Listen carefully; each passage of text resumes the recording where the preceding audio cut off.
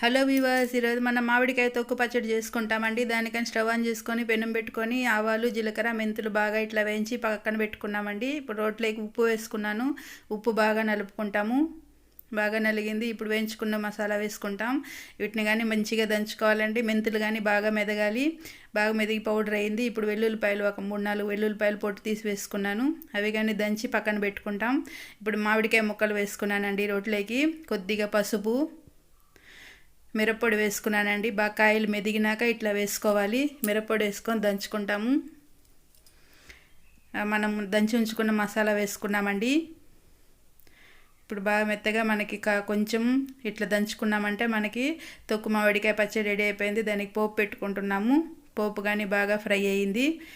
పోపులోకి పచ్చడిని వేసి బాగా ఒకసారి చేత్తో మిక్స్ చేసేసి కప్పులో తీసి పెట్టుకున్నా అంటే మనకి మామిడికాయ తొక్కు పచ్చడి రెడీ.